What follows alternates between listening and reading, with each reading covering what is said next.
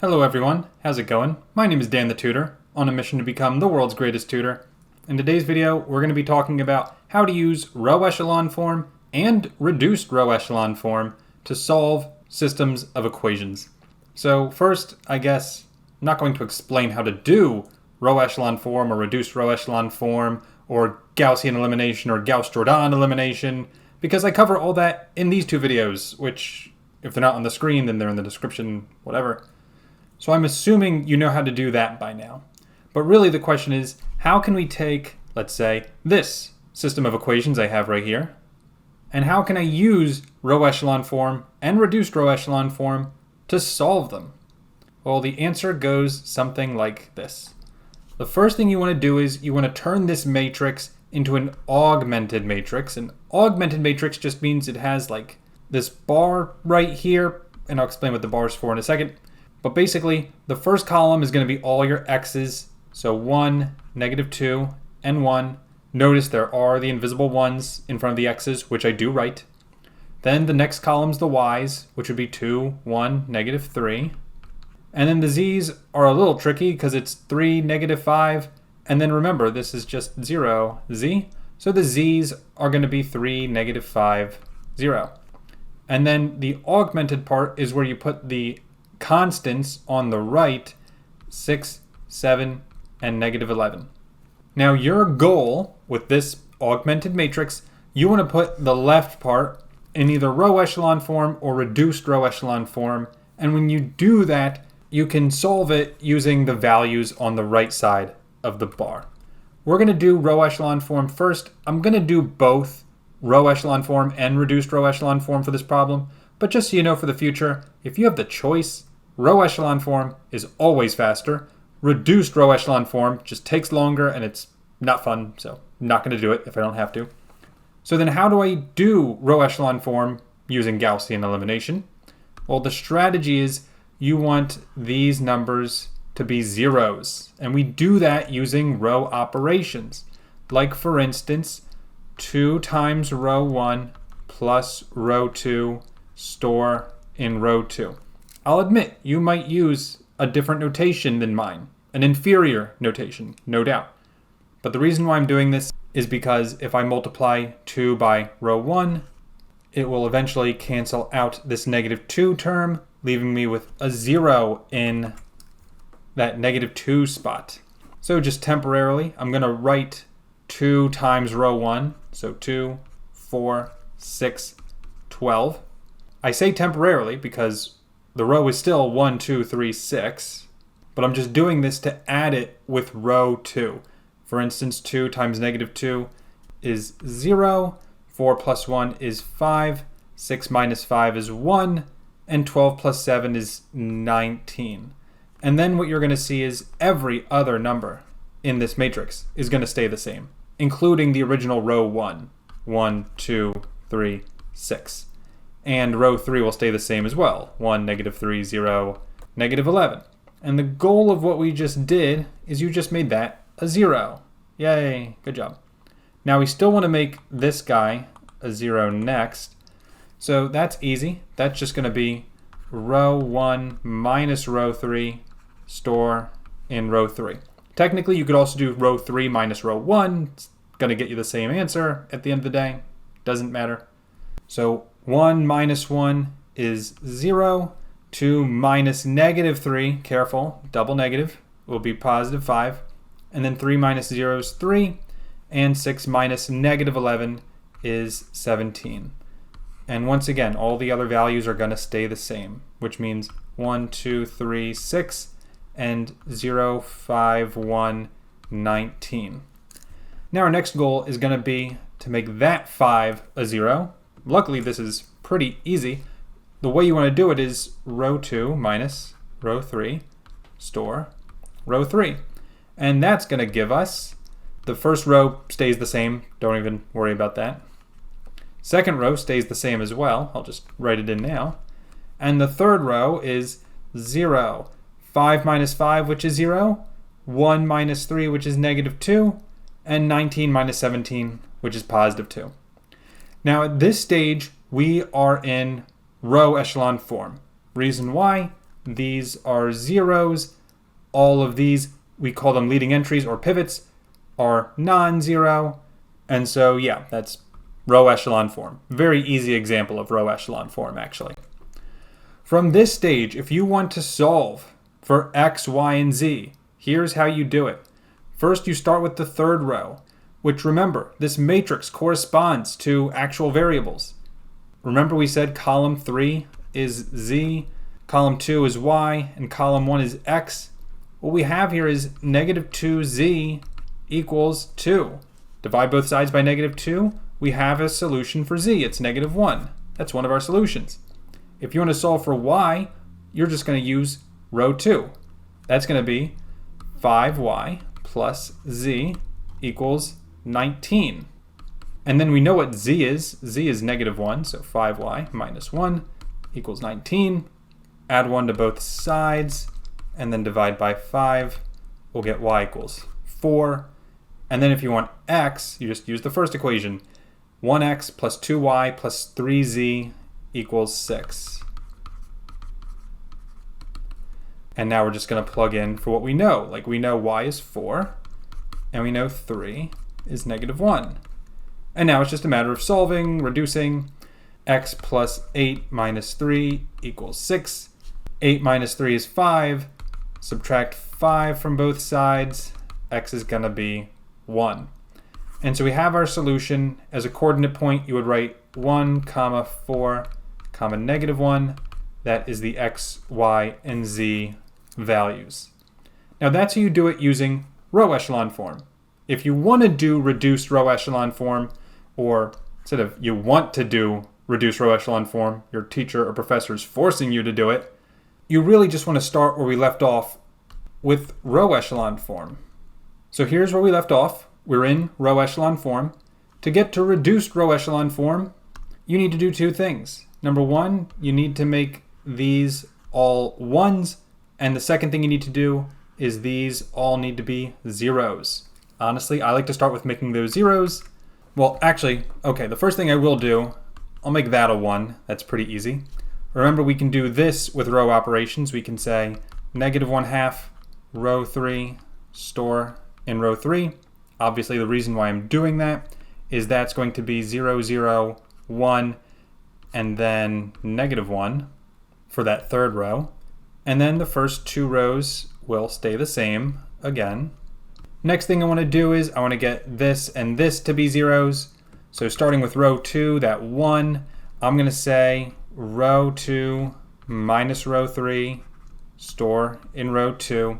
Remember, you can do the reverse, row 3 minus row 2, store in row 2. That's fine too. But that's going to be 0, 5, 0, and then 19 minus negative 1 is 20. And then you want to keep these rows the same that were not touched. Now let's make this 3 a 0. The way you do that is 3 row 3 minus row 1, store in row 1. So that's going to be, well, first temporarily, 3 times row 3 is 3 and negative 3. And so 3 row 3 minus row 1, that's 0 minus 1. It's actually negative 1. 0 minus 2 is negative 2. And that last number is going to be negative 3 minus 6, so negative 9. And yes, I realize it would have been way easier for me to do row 1 minus 3 row 3. Why did I not do that? Because I made a mistake. That would have been much better. So don't yell at me, I know. Next, I want to make this 5 a 1. And the way we do that is by doing 1/5 row 2, store in row 2. That's going to make it 0, 1, 0, and then 20 divided by 5 is 4. And then everything stays the same in the other rows. And now we're going to make this negative 2 a 0. The way we're going to do that, probably the easiest thing would be 2 row 2 plus row 1, store in row 1.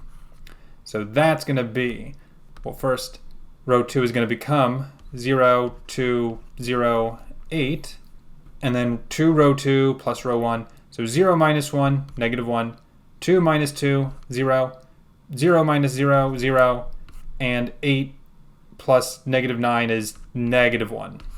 And then again, the rest of the rows will stay the same. Just one more thing to do.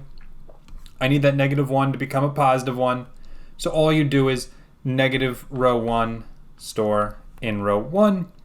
And finally, we get our final reduced row echelon form of 1, 0, 0, 1, 0, 1, 0, 4, 0, 0, 1, negative 1.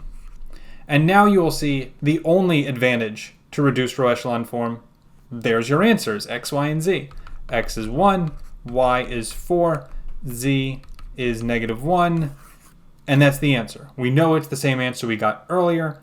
The reason I do not like this, it just takes longer. Would have been faster just to do the system of equations. There was a lot of steps to do with this matrix. But the nice thing about reduced row echelon form is that it does get you the final answer immediately. So that's it for the first one. Now we're going to do one more. You really do want to watch this second one because it's going to cover a case of the no solution and infinitely many solution case, which is confusing, but this problem is going to explain how to deal with that. So here's our system of equations for the second one. The first thing we're going to do, same strategy as the first, you're going to build the augmented matrix, which will be, I assume this makes sense, it's going to be 1, 2, negative 4, 2, negative 1, negative 4, positive 4, negative 1, and 3, 6, negative 12, 6. And then at this stage, we get to decide if we want to do row echelon form or reduced row echelon form. Regardless of which one you choose, you're going to have to get it in row echelon form first. To do that, I want to get these guys to be zeros.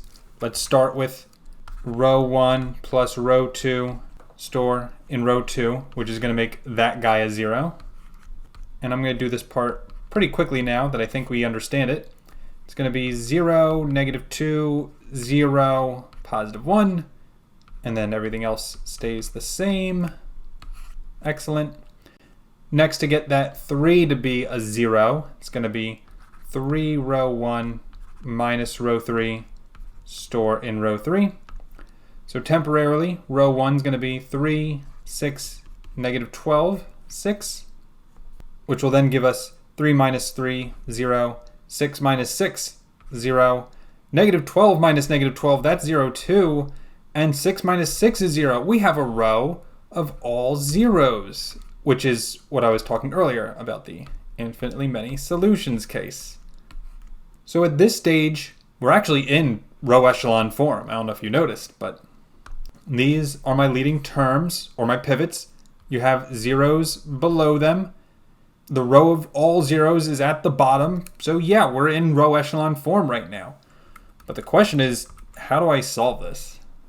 And so typically what you're going to see teachers or professors do, they're going to say something like, let z equal t. Why z? Because it's the third row, it's the third variable. It makes the most sense. But why t?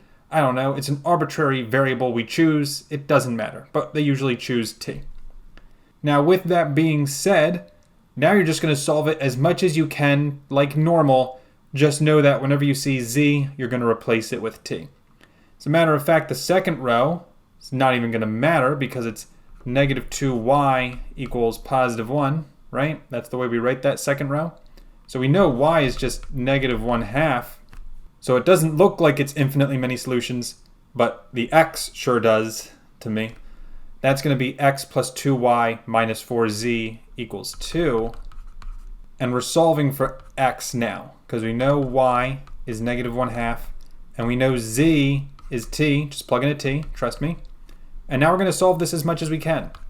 So 2 times negative 1/2 is negative 1 minus 4t equals 2. Move everything else over so that it's just solved for x. It's going to be 3 plus 4t. And there's my answer actually. The solution is 3 plus 4t, comma, negative 1/2, comma, t. And that's our solution. I know this looks funny, but that's what it's going to look like. It is infinitely many solutions because t can take on infinitely many numbers, not just integers, can also be rational numbers, could even be an irrational number. But there's infinitely many of them. But even though it's infinitely many solutions, it's still defined by this space.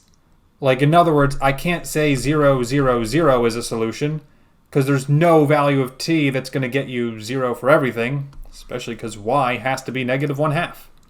So even though it's infinitely many solutions, it's still confined to this range. Like, you could even give a value for t. You can say t equals 1, and then the solution is 7, -1/2, 1.